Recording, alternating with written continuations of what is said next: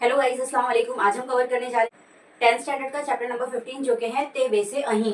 ये कविता में ऐसा बताया गया है कि सम्मान पाने वाली जगह पर कौन बैठ सकता है, किसको बैठना चाहिए, कौन बैठने के हकदार है। इसमें कविता दी है, हम लाइन टू लाइन समझेंगे जिससे हमें और अच्छी तरीके से क्लैरिटी हो जाएगी। हम कविता की पंक्तियों को समझना शुरू करते हैं। जे कोईनु पण आंसू पूछ्या होए ते बेसे अहीं अने पछी छाती में दुखियो होए ते बेसी अहीं। इसका मतलब है जिसने किसी रोते हुए लोगों के आंसू पोंछे हो वो बैठे यहाँ, और फिर जिसके सीने में दूसरे के दर्द को देखकर दर्द हुआ हो वो बैठे यहाँ। यानी कि जिसने किसी रोते हुए के आंसू अगर पोंछे हो, जिसके सीने में किसी की तकलीफ को, दुख को, पीड़ा को देखकर दुख हुआ हो, दर्द हुआ हो, किसी ने दूसरों की तकलीफ महसूस करी है, वही यहाँ सम्मान पाने वाली सभा में बैठने के योग्य है, बैठने के लायक है।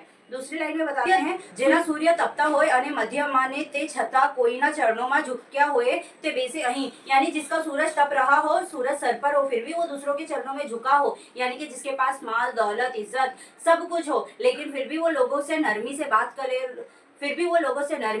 करे, लोगों को इज्जत दे, लोगों की रिस्पेक्ट करे, उनके चरणों में झुका हो, यानी कि उनके आगे अपना घमंड ना दिखाए, अपना तकब्बुर ना दिखाए, लोगों के सामने झुक कर बात करे यानी रिस्पेक्टफुली बात करे, छोटे लोगों को भी इज्जत दे, वही ये सभा में बैठने के लायक है। तीसरी पंक्ति में बताया गया है, हाथ पोतानुज बीजा जाड़मा पामे नहीं कड़ियारू एम पूर्यु होए ते बेसे अहीं। यानी कि जिसका एक हाथ दान करता हो, दूसरे हाथ को भी पता ना चलता हो, जिसने चीटी के बिल में थोड़ा सा भी भोजन भरा हो वो बैठे यहाँ पर। यानी कि यहाँ पर इतनी अच्छी तरीके से बताया गया है कि अगर आप किसी की मदद कर रहे हो, एक हाथ से दे रहे हो, तो दूसरे हाथ को भी पता ना चले। और जिसने चीटी के बिल में, चीटी का बिल कितना छोटा सा होता है, अगर वहां पर उसने भोजन दिया हो, खाना दिया हो, तो वो यहाँ बैठने के काबिल है, यहाँ पे सम्मान पाने के काबिल है। यहाँ पर ऐसा बताया गया है कि ये सम्मान पाने वाली जगह पे सिर्फ और सिर्फ उसी को बैठना चाहिए जो किसी के लिए कुछ करे और जग हसाई ना करे, यानी कि किसी को ना बताए, अपने कर्मों को छुपा कर रखे, लोगों के लिए करे लेकिन उसे कोई दूसरा ना जान पाए, वही ये सभा यानी कि सम्मान पाने वाली जगह पर बैठने के योग्य है, बैठने के लायक है।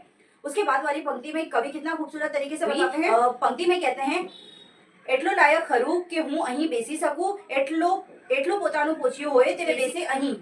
इसके बाद वाली पंक्ति में कवि कहते हैं कि अगर कोई शख्स ने अपने आप से ये सवाल पूछा शीशे में देखकर, क्या मैं सचमुच दूसरों के सम्मान पाने के लायक हूँ, जिसने खुद से ऐसा सवाल पूछा हो वो भी ऐसी सभा में बैठने के लायक बन जाता है। जिसके मन में ये सवाल आया हो, क्या सचमुच मैंने ऐसे काम किए हैं, काम करके भूल गया हुआ इंसान है, लेकिन वक्त आने पर वो अपने कामों के लिए खुद से सवाल पूछ रहा है कि क्या सच में मैंने ऐसा काम किया है, यानी कि काम करने के बाद उसको खुद ही याद नहीं, कितनी बड़ी बात है, वो ऐसा शख्स तुरंत वहां सभा में बैठने के लायक बन जाता है। उसके बाद वाली पंक्ति में कवि कहते हैं, जे क्षणे पोताने पूछ्यो होए नी बीजी क्षणे आ सभामांथी जे उठिया होए ते बेसे अहीं। जिस क्षण उसने खुद से सवाल किया और दूसरे ही क्षण इस सभा से जो उठ गया वो इस सभा में बैठने के योग्य हो जाता है। ये कविता हमें बस यही समझाती है कि सम्मान पाने वाली जगह पे, रिस्पेक्टफुल प्लेसेस पर सम्मान पाने वाली जगह पे बैठने के हकदार वही है जिसने किसी के लिए कुछ किया और उसे दूसरों तक नहीं जताया, अपने आप को भी पता नहीं चलने दिया, कुछ टाइम के बाद वो खुद ही भूल गया क्या मैंने ऐसा काम किया, वही सम्मान पाने वाली जगह के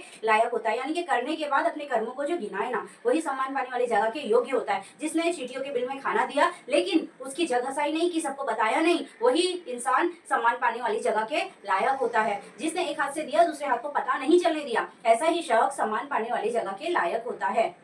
इसी तरह की वीडियो के लिए subscribe MSK learning short, MSK biology short and enrol the app now. Thank you so much.